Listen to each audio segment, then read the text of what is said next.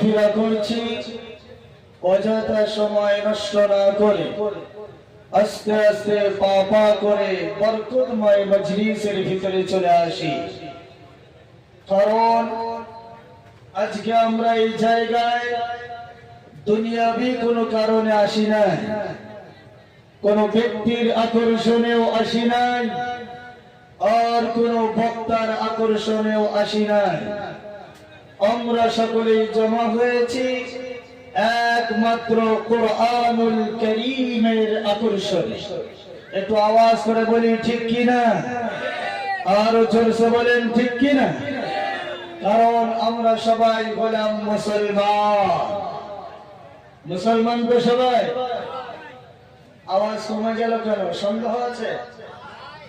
জি ভেজাল মনে হয়? কোনো ভেজাল নেই তো? পাক্কা মুসলমান সবাই।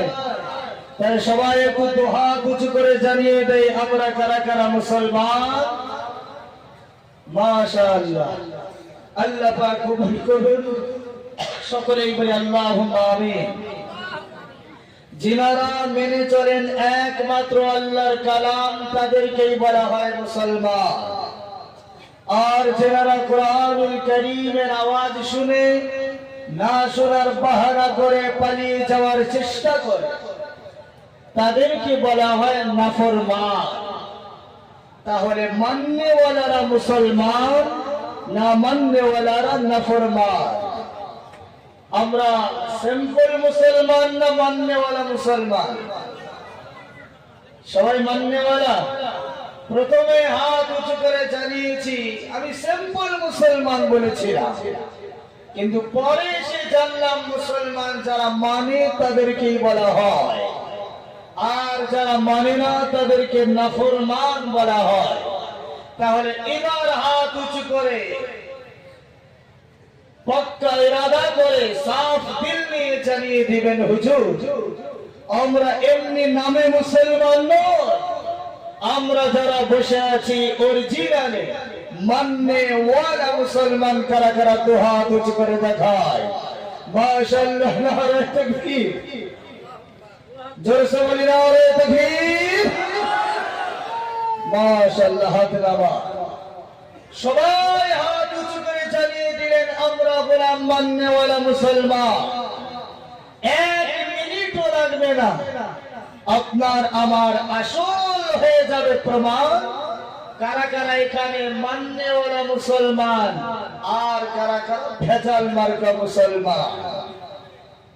পরীক্ষা হবে ইনশাআল্লাহ। পরীক্ষা দিতে রাজি আছেন তো? নবী পাক সাল্লাল্লাহু আলাইহি ওয়াসাল্লাম জানিয়েছেন আমার মাননেওয়ালা উম্মত যদি হতে চায় কোরআনের মাহফিলের আদাবটা সুন্নতি তরিকায় চেপে চেপে মিলে মিলে বসে দেখিয়ে দেয়। এবার কারা কারা মানতে স্বীকার করেছে হাত উঁচু করে প্রমাণ করে দেখান যে আমি অরিজিনালি মুসলমান, ভেজাল মার্কা নই। এবার টের পাওয়া যাবে কারা মানে আর কারা মানে না। সবাই আপনার দিকে তাকিয়ে দেখবে যে লোকটা জবানে স্বীকার করেছে, দুহাত উঁচু করে স্বীকার করেছে, কাজে মুসলমান ভেজাল রয়েছে, ভিতরটা অন্যরকম আছে। তাই যারা হাত তুলেছি তারা তাড়াতাড়ি চলে আসি। আমি সময় আপনাদের মূল্যবান সময়কে নষ্ট করব না। 12টা পার হয়ে গেছে। আপনাদের অনুমতি নিয়ে যতক্ষণ কথা বলার আল্লাহ শক্তি দেয় ততক্ষণই থাকবো, বেশি সময় নষ্ট করব না। রাগ করলেন নাকি? আওয়াজ নেই, রাগ করেছে? রাগ যদি নাই করে থাকেন তাহলে যারা এগিয়ে আসলে তারা একটা পুরস্কার নিয়ে বসে যায়।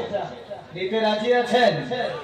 এই পুরস্কার কারো হাত দিয়ে হবে না, এই পুরস্কার নবীর পক্ষ থেকে হবে। মা মিন মুসিবাতি ইসাব বিহাল মুসলিম ইল্লা কুফিরা বিহা আনহু হাত্তা শাওকাতা ইশাকুহা। কোন মুমিন বান্দার যদি সামান্য কষ্ট হয়, এই এতটুকু কষ্টের বিনিময়ে আল্লাহ পাক তার গুনাহ মাফ করে দেয়। বলি সুবহানাল্লাহ। আপনারা জায়গা যারা গরম জায়গা ধরেছিলেন নবীর কথা শুনে গরম জায়গা ছেড়ে দিয়ে ঠান্ডা জায়গা ধরলেন। কিছু না কিছু কষ্ট হয়েছে, নবীর হাদিস সাক্ষী আছে। এই এতটুকু কষ্টের বিনিময়ে যারা এগিয়ে এসেছেন, আপনাদের আল্লাহ পাক গুনাহ মাফ করে দিয়েছে, বলি সুবহানাল্লাহ। এই যারা আসেন না এখন এগিয়ে, এনাদের কিন্তু কোনো দোষ নাই। কোনো দোষ আছে? আমার কথা বুঝেন তো নাকি? অসুবিধা হয় না? বহু কষ্ট করে সফর করে আসতেছি, ফ্লাইটে আসার কথা ছিল, ক্যান্সেল মেরে দিয়ে মালদার জমিন থেকে গাড়ি করে চলছি কালকে থেকে। তাই যারা পিছনে বসে আছেন রাগ করবেন না, তিনাদের কোনো দোষ নেই। আসল দোষ হলো আমাদের। বলে হুজুর আমাদের দোষ কি করে হলো? আমার মনে হয় যেনারা এগিয়ে আসেন নাই, জানাদের সামনে জায়গা ফাঁকা আছে, তেনারা আসলেই মানুষ নন। কেন হুজুর? আমার মনে হয় তেনারা মানুষ রূপে, মানুষ আকারে ফেরেশতা বসে আছে। হ্যাঁ জি, ফেরেশতার কোনো গুনাহ আছে? জি গুনাহ আছে। আমরা যারা মানুষ, আমাদের গুনাহ হয়, গুনাহ মাফ করার জন্য এগিয়ে এসেছি। আর যেনারা ফেরেশতা গুনাহ নাইতে এগিয়ে আসবেন কেন কষ্ট করে? ঠিক কি না? আর যদি ভাই মনে করেন হুজুর আপনি অনেক দূর থেকে এসেছেন, আমাকে চিনেন না, তাই আপনি ফেরেশতা মনে করেছেন, কিন্তু এই আশেপাশে যারা বসে আছে আমারই পাশের এলাকার মানুষ, এরা আমাকে ভালো করেই জানে আমি কত নম্বরের মানুষ। জেনে বলেন ঠিক কিনা? তাই তো হাত জোর করে অনুরোধ করে বলছি, নবীর কথা মানতে গিয়ে যদি আমার গুনাহ মাফ হয়ে যায়, তাহলে আমার কথা শুনতে হবে না। আমরা নবীর উম্মত, নবীজির কথা মেনে গুনাহ মাফ করে নেই ইনশাআল্লাহ। যাদের সামনে ফাঁকা জায়গা আছে চেপে চেপে বসে যায়। আল্লাহ তাবারক ওয়া তাআলা আমাদের সবাইকে আমার উদ্দেশ্যে শুনবার তৌফিক দান করুন, বলি আল্লাহুম্মা আমিন। أعوذ بالله من الشيطان الرجيم.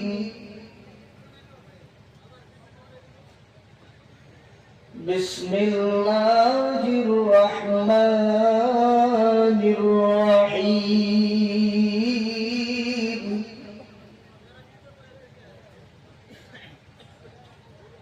القارعة ما القارعة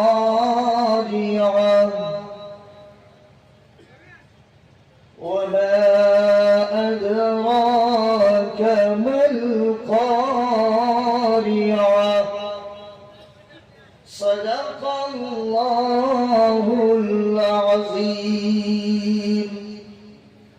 نحمده ونصلي على رسوله الكريم. أما بعد فقد قال الله تبارك وتعالى: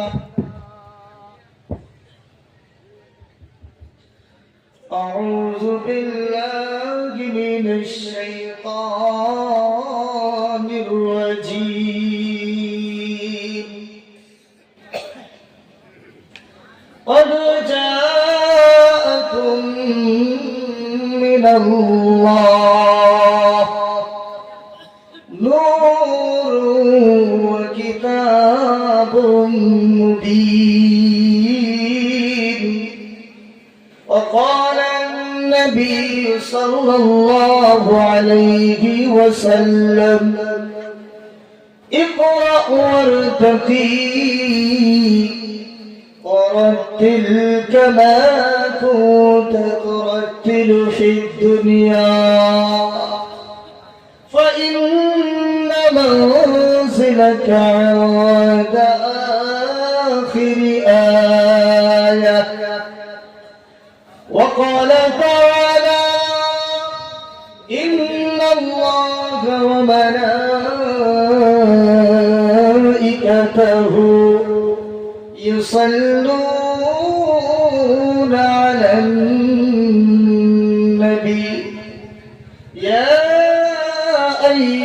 الذين آمنوا صلوا عليه وسلموا تسليما সবাই একটু মহব্বতের কণ্ঠে পড়ি আল্লাহুম্মা সাল্লি আলা সাইয়্যিদিনা মাওলানা মুহাম্মদ ওয়া আলা আলি সাইয়্যিদিনা মাওলানা মুহাম্মদ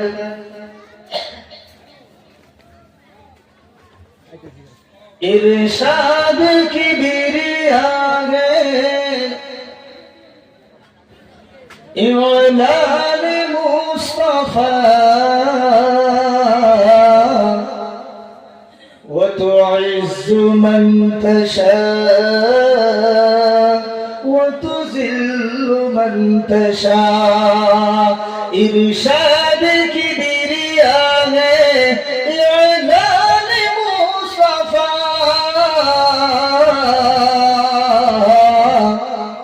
وتعز من تشاء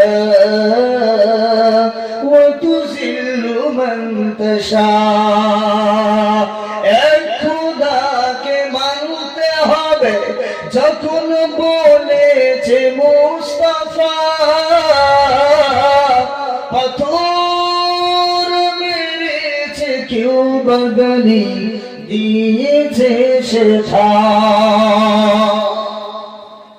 ইতিহাস মনে আছে না নাই এক খোদার দাওয়াত নিয়ে মায়ার নবীজি যখন তাইফ শহরে ঢুকেছেন তাইফ শহরের মানুষেরা ছোট ছোট বাচ্চাদেরকে লেলিয়ে দিয়েছে পাগল ঢুকেছে পাথর মারো আর মানুষের পাথরের আঘাতে নবী কয়েকবার বেহুশ হয়ে গেছেন আর বেহুশ থেকে হুশে আসার পরে নবীজি এই উম্মতের জন্য কোনদিন বদদুয়া করেন নাই নবীজি জমিনে পড়ে আছেন আসমানি ফেরেশতাদের কান্নার রোল উঠে গেছে জিবরিল আমিন দৌড় মেরে বলে ইয়া রাব্বাল আলামিন বিশ্ব নবী এতিম নবী জমিনের এই অবস্থা পড়ে আছে আসমান থেকে কোনো ফয়সালা আসতেছে না আল্লাহ পাক বলেছেন জিবরিল আজকের ফয়সালা আসমান থেকে নয় আজকের ফয়সালা জমিন থেকে হবে মায়ার নবী আমার মাহবুব আমার রাসূল যেটা বলবেন সেটাই ফয়সালা হবে জিবরিল আমিন ছুটে এসে নবীজির কাছে বসলেন নবীজি যখন হুশে আসলো আসসালামু আলাইকুম ইয়া রাসূলুল্লাহ জিবরিল আমিন সালাম দিয়ে বললেন ইয়া আখি জিবরিল চোখের পানি ছেড়ে দিয়ে বলে ভাই কেমন আছো জিবরিল আমিন বললেন ইয়া রাসূলুল্লাহ আপনি অবস্থায় পড়ে আছেন আজকে আপনার ফয়সালা আপনি যা বলবেন আল্লাহ তাই ফয়সালা করবে একবার শুধু বলে দিন এই তাইফ দেশকে গোটা পাহাড় দিয়ে চাপা দিয়ে উলট পালট করে এদেরকে মাটির সাথে মিশিয়ে দেওয়া হবে ওই দিন নবী আমার জিবরিল আমিনকে বলেছিলেন ভাই আমি যা বলবো উপর থেকে তাই ফয়সালা হবে বলে হ্যাঁ যে তাই ফয়সালা হবে অন্য কোনো ফয়সালা হবে না তখন আল্লাহ বললেন আল্লাহর নবী বললেন ইয়া রাব্বাল আলামিন আমি এর উপরে নারাজ না আপনিও নারাজ হবেন না জোরে বলি সুবহানাল্লাহ কবি গজলের মাধ্যমে এটাই বলছেন এক খোদাকে মানতে হবে যখন বলেছে মুস্তাফা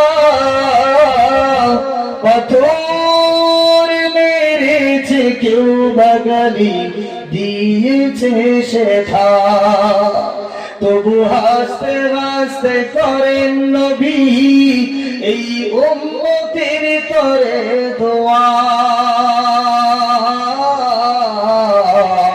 وتعز من تشاء وتذل من تشاء فرعون के डूबाई हमारे जीनी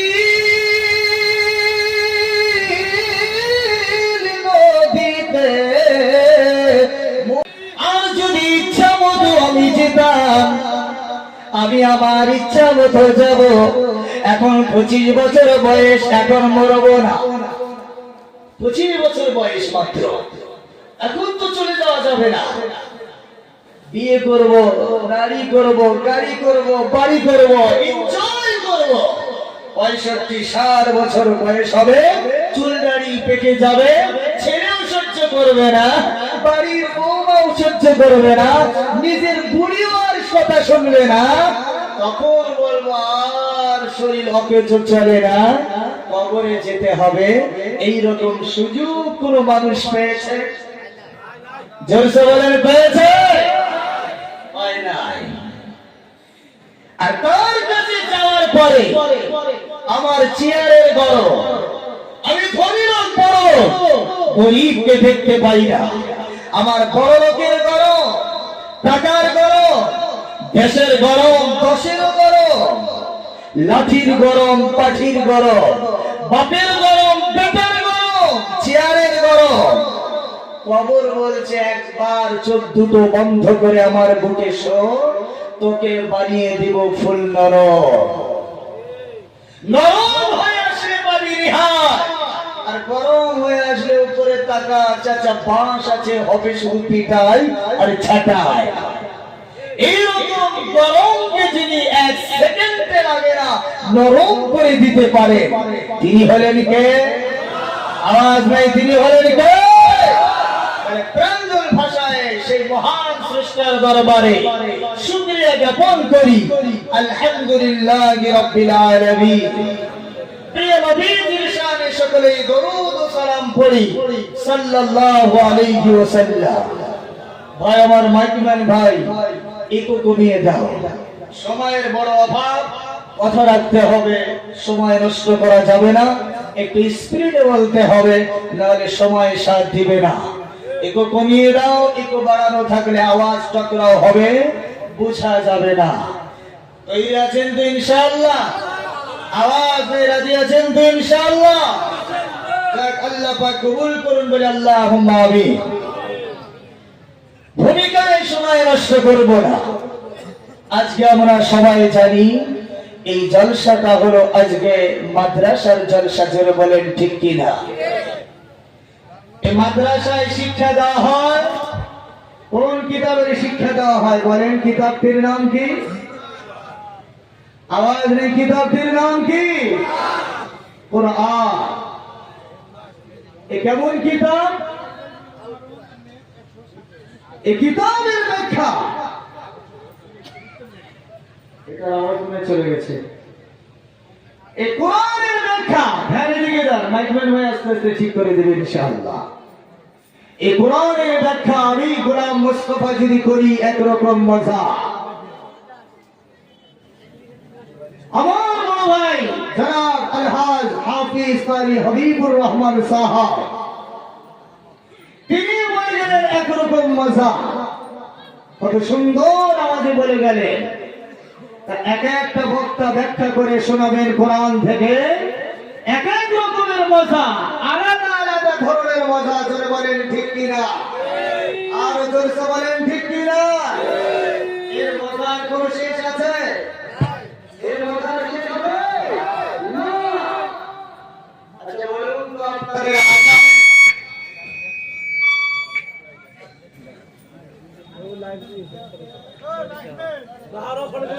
হবে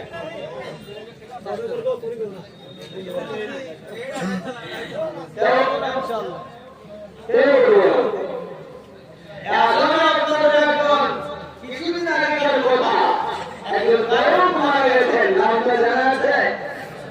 কি নাম বলেন? নামটা কি? জুবিনদার, ঠিক না? আচ্ছা বলুন তো কত হাজার গান গেয়েছেন? 1000? মাশাআল্লাহ, স্টেজ থেকে শুনতে পারলাম 40,000-এর ঊর্ধ্বে। তা সাপোজ 40,000 মানে বয়স কত ছিল তিনার? 52 বছর বয়স। তা 52 বছর বয়সে 40,000 গান গেয়েছে।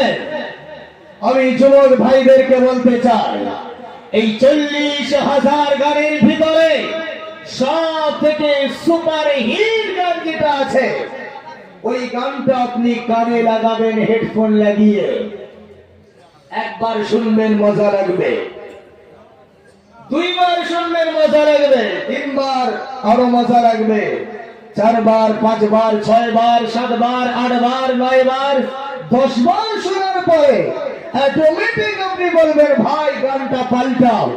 একই গান আর ভালো লাগে? জলসা বলেন লাগে না। কিন্তু এই কোরআনের বয়স কত? প্রায় 1,500 বছর হয়ে গেল, ঠিক কি না? প্রায় 1,500 বছর হয়ে গেল। আমি আপনাদের কাছে জানতে চাই, ভাই 52 বছর বয়সে 40,000 গান গাইলেন, সুপার হিট গান একবার 2 বার 3 বার 10 বার শোনার পর আর ভালো লাগে না। কিন্তু আমার আপনার নবীজির উপরে যে কোরআনটা নাযিল করা হয়েছে, যে কোরআনের শিক্ষা এই মাদ্রাসায় দেওয়া হয়, যে কোরআনটা গোটা কোরআনটা 12 জন হাফিজে কোরআন মাথায় পাগড়ি প্রদান করা হলো, আপনারা নিজের চোখে দেখতে পেলেন, জোরে বলেন ঠিক কিনা? এই কোরআন 3,000 বছর পূর্বে নবীজির উপরে নাযিল করা হলো। নবী আমার মসজিদে নববীতে গিয়ে নামাজে দাঁড়িয়ে গেলেন, আল্লাহু আকবার বলে নামাজে দাঁড়িয়ে গেলেন, সাহাবায়ে কিরাম নামাজে দাঁড়িয়ে গেল। বলুন তো সবাই, নিয়ত বাঁধার পর প্রথমেই কোন সূরা পড়েছেন? কোন সূরা পড়েছেন? আলহামদুলিল্লাহি রাব্বিল আলামিন আর রহমানির রহিম মালিকি ইয়াউমিদ্দিন ইয়াকা না'বুদু ওয়া ইয়াকা নাস্তাঈন। নবী আমার সূরা ফাতিহা তেলাওয়াত করতেন, নবীজির যুগ চলে গেল, সাহাবায়ে কিরামরা যখন নামাজে দাঁড়াইতেন এই সূরা ফাতিহাই তেলাওয়াত করতেন, তবে তাবিঈন যখন নামাজে দাঁড়াইতেন তারাও সূরা ফাতিহা তেলাওয়াত করতেন। যুগ যখন চলে গেল, উলামায়ে মুতাকাদ্দিমিনরা একই সূরা ফাতিহা নামাজে পড়তেন, তাদেরও যুগ চলে গেল। উলামায়ে মুতাআখিরিনদের যুগ চলে এলো, তারাও একই সূরা ফাতিহা তেলাওয়াত করলো। আজ থেকে 1,500 বছর পরে আপনাদের বাহরুল উলুম হাফিজ মাদ্রাসার মসজিদে ফজরের নামাজে আসবেন, ইমাম সাহেব, এই মাদ্রাসার ইমাম সাহেব একই সূরা ফাতিহা ফজরে পড়বে, যোহরে পড়বে, আসরে পড়বে, মাগরিবে একই সূরা ফাতিহা, আবার ঈশা নামাজের সময় একই সূরা ফাতিহা। 1,500 বছর আগে একই সূরা ফাতিহা, 1,500 বছর হয়ে গেল একই সূরা ফাতিহা। আজ পর্যন্ত কোন দলের বাবার হিম্মত হয় নাই এই কথা বলতে যে 1,500 বছরের পুরাতন সূরা ফাতিহা আর চলবে না, নতুন করে সূরা আপডেট করে আনো। বলেছেন আওয়াজ নেই? বলেছে। এই হলো কোরআনুল কারীমের শক্তি, পাওয়া। এই কোরআনের দাম কত? যখন আপনি কিনতে যাবেন বাজারে, পৃষ্ঠা অনুযায়ী কাগজ অনুযায়ী 250 টাকা দাম, 300 টাকা, 1000 টাকা, ঠিক কি না?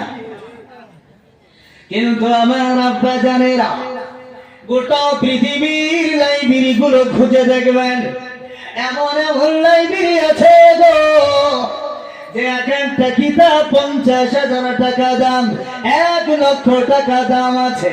আছে না নাই বলেন? আওয়াজ নাই, আছে না নাই বলেন? 1 লক্ষ টাকা দামি কিতাব সামনে রেখে ওযু করে বুকে জড়িয়ে ধরে যদি থাকেন, নবীজি জানিয়ে দিয়েছেন একটা নেকিও হবে না। কিন্তু আপনি ওযু করে এই 250 টাকা দামি কিতাব, 1000 টাকা দামি কিতাব আপনি ওযু করে সামনে যদি রেখে দেন, যতক্ষণ পর্যন্ত তাকিয়ে থাকবেন, নবী জানিয়ে দিলেন ততক্ষণ পর্যন্ত আপনার আমলনামায় নেকি দেওয়া হবে। বলবো না সুবহানাল্লাহ?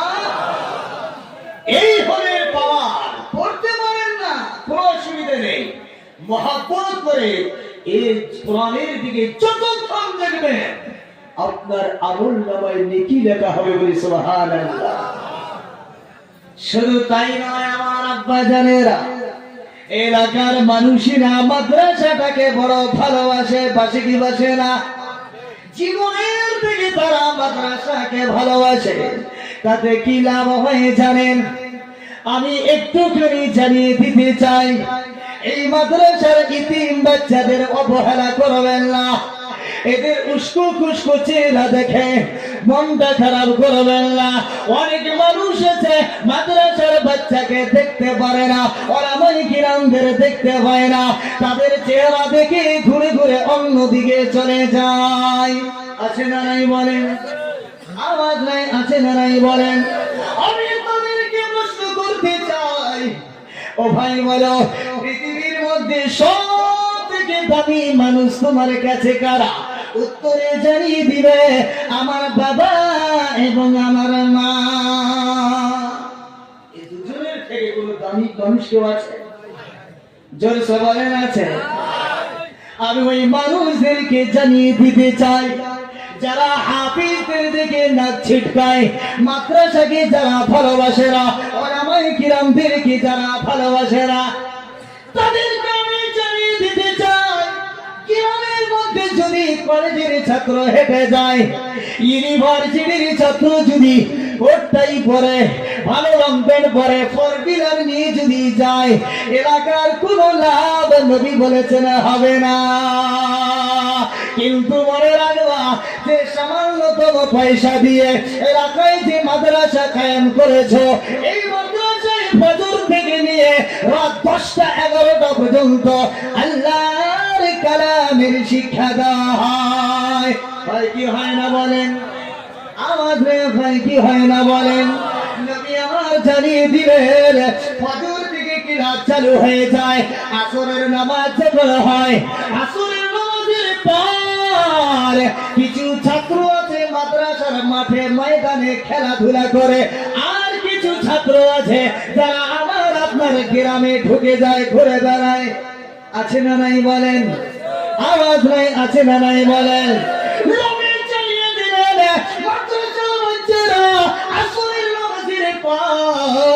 তারা যদি ঘুরতে ঘুরতে অজান্তে যদি আমার বাড়ির সামনে দিয়ে যে জায়গায় আমার বাবা যার কবরে শুয়ে আছে, আমার আম্মা আমার কবরে শুয়ে আছে, আমি সন্তান হয়ে জীবনে বাবার কবরের আযাবকে আমি ক্ষমা করাইতে পারি নাই, আমি বাবার কবরের আগুনকে নিভাইতে পারি নাই, কিন্তু হঠাৎ করে দেখা যায় যে পয়সা দিয়ে মাদ্রাসা কায়েম করেছি, এই মাদ্রাসার বাচ্চা আসরের নামাজের পর ঘুরতে ঘুরতে আমার মায়ের কবরের পাশ দিয়ে যদি চলে যায়, আমার বাবা জানের কবরের পাশ দিয়ে যদি চলে যায়, ওই কবরে যদি আযাব থাকে, আমার আব্বা মায়ের কবরের আযাব মাপ হয়।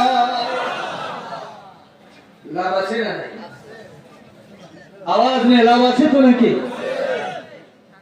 এই হল কোরআন।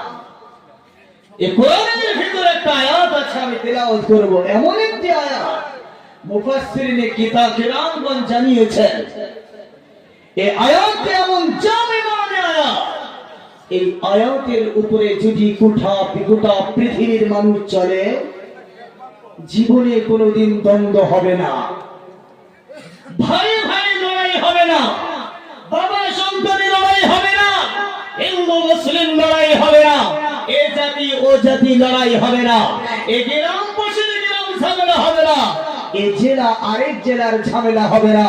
একটা দেশ আরেক